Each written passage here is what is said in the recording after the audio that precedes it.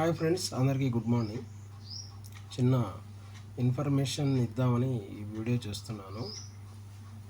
సర్వసాధారణంగా ఆంధ్రప్రదేశ్ రాష్ట్రంలో మున్సిపాలిటీల్లో పనిచేస్తున్న పారిశుద్ధ్య కార్మికులతో 2012 సంవత్సరంలో కొంతమంది షేర్ మార్కెట్ గురించి డబ్బులు కలెక్షన్ చేసి షేర్లు కొనిచ్చారు. అది 2012 సంవత్సరంలో జరిగింది. చాలామందికి అవగాహన ఉన్న వాళ్ళు తీసుకున్నారు, చాలా తక్కువ మంది తీసుకున్నారు. అందులో భాగంగా మా ఇంట్లో కూడా ఒకరితో డబ్బులు కట్టించారు. దానికి సంబంధించిన డాక్యుమెంట్ ఇది. నేను దీని గురించి ప్రయత్నం చేయగా ఇప్పుడు ఆ డబ్బులు తీసుకోవడానికి సాధ్యపడదు అని తెలుస్తోంది. ఎందుకంటే ఆ కంపెనీ ఇప్పుడు మూతపడింది. ఆ కంపెనీ దగ్గర నుంచి కొనుగోలు చేసే వాళ్ళు ఎవరు లేరు కాబట్టి ఆ షేర్లు అట్లనే ఆగిపోయినాయి.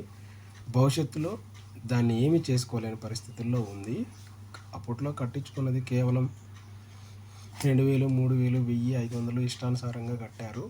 అయినప్పటికీ 2012 సంవత్సరంలో ఒక 500 రూపాయలు, 1000 రూపాయలు కట్టారంటే దాని విలువ ఇప్పుడు సర్వసాధారణంగా బాగా పెరిగిన కంపెనీలు అయితే ఒక 15,000 దాకా అవ్వాలా.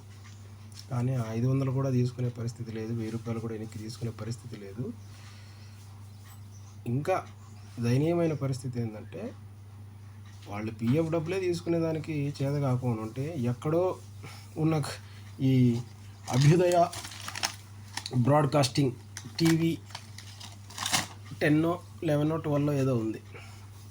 అలాంటి కంపెనీలకి నిరక్షరాస్యులైన కార్మికులతో షేర్లు కొనిచ్చారు. కానీ అది 4 గీసుకోవడానికి కూడా పనికిరాదు. ఆ పేపర్ ఎప్పుడు అంటే తుడుచుకోవడానికి కూడా పనికిరాదు. సరే, ఏదేమైనా కార్మికులు ఇలాంటి వాళ్ళు ఏదైనా షేర్లు కొనిస్తాము అది ఇది అని చెప్తే ఎవరు ఏది కొనకండి, ఇలాంటి వాటికి ముందు పడకండి. ఈ మధ్యకాలంలో పర్సనల్ లోన్లు ఇప్పిస్తామని చెప్పేసి యాప్ల ద్వారా ఫోన్లు చేసి 15-20 వేలు నష్టపోయిన కార్మికులను చూశాను. తర్వాత ఇవేవో వారం డబ్బులు ఇంత కడితే మళ్ళీ నెక్స్ట్ వారంలో ఇంత వస్తాయని చెప్పి కట్టి అలా కూడా మోసపోయిన వాళ్ళు, నష్టపోయిన వాళ్ళు చాలామందిని చూసాము.